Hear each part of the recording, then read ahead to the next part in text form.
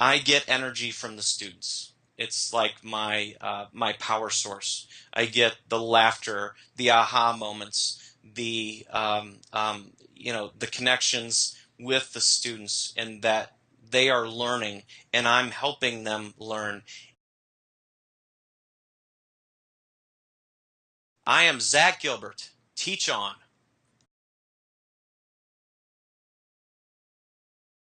Did I ever consider leaving the profession of teaching? Yes, and I did. I did leave it.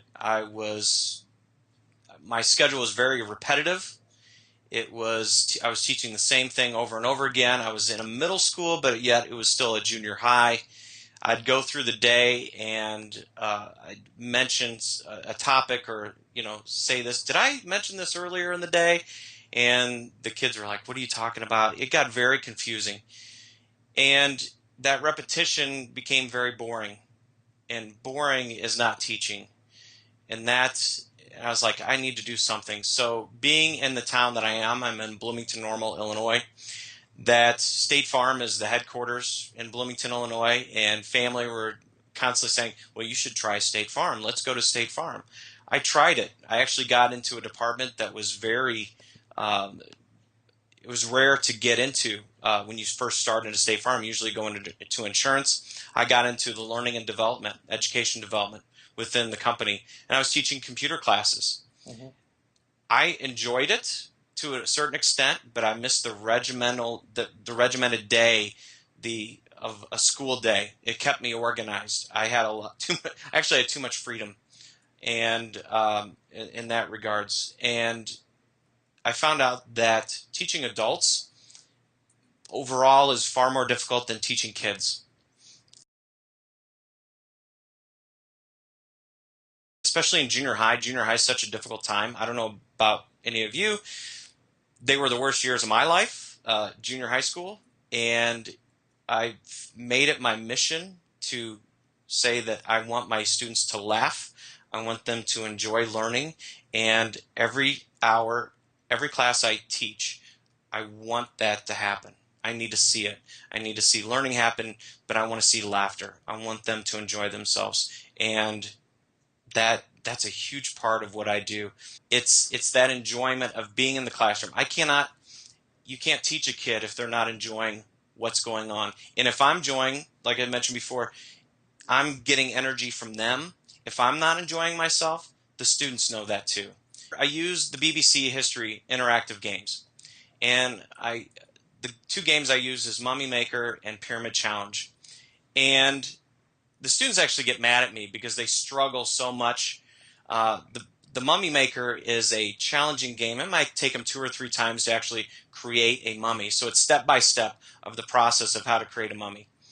And I will not help them. I'll tell them, read the instructions, use any clues you have. That is all I'm telling you. So they get through that one. And then I tell them, well, now you need to go off and let's do the pyramid challenge, which is how to make a pyramid. And I tell them, now, if you thought the first one was hard, you're going to be in for a surprise because this one's far more difficult. And then they're like, why are you doing this to us, Mr. Gilbert? Why are you making us, struggle? And they don't realize it until later that that their struggle is what actually helped them to learn. And so when I feel bad, but when they struggle and they get really mad and I just start laughing and they're like, why are you laughing at our misery? And I go, because you're learning and you don't even know that you're learning.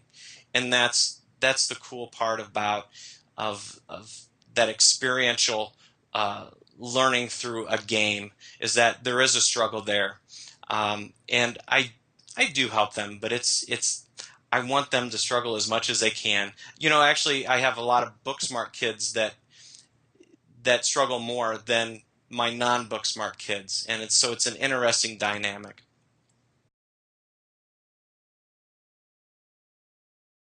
It's usually me finding a new game. I like that self-discovery that I see a game that's out there and go, man, I could use that in the classroom. I'll even have the kids help me out.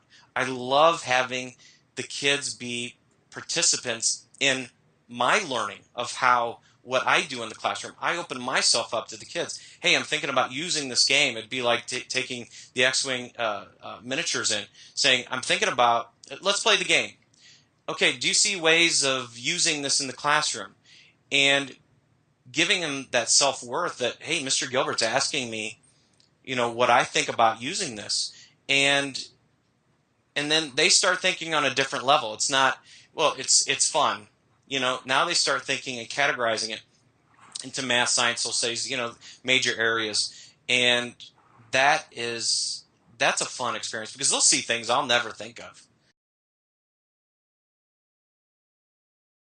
So what are a couple things you can do if you're feeling down about your job? The first thing I think is that you need to simplify it. Because usually when you're a teacher that is looking at getting out, things are too complicated. You need to simplify it, keep it simple. And you need to look at, hopefully you have somebody administration wise that you can talk to. You have a mentor that you can come to. If that person's me, I'm probably telling you, look at different avenues. You're a good teacher. You help students. You interact and help others. Um, there are other places within education. It could be a different building. It could be a different team. But when I see that you can create a positive impact on your kids in the classroom, in and out of the classroom, you have a gift. You need to use it, but you have to find the right place for it. I feel very lucky. I've taught on many different teams. I've taught with great teams. I'm on the best team that I've ever been on right now. And I feel very lucky and privileged, and it makes it easier because we help each other out. It's finding a group of educators that have a common goal and working with them. I think if you feel like you're leaving it, you don't have somebody that you can collaborate with and talk to and help you work through those problems, because I have good days and bad days too, and it's a struggle. But the one thing I do know is that I have a new day or a new class period coming up, and I have new lessons that I want to try. I'm always changing my lessons uh, to make it exciting for me to try out new ways. So I am Zack Gilbert. Teach on.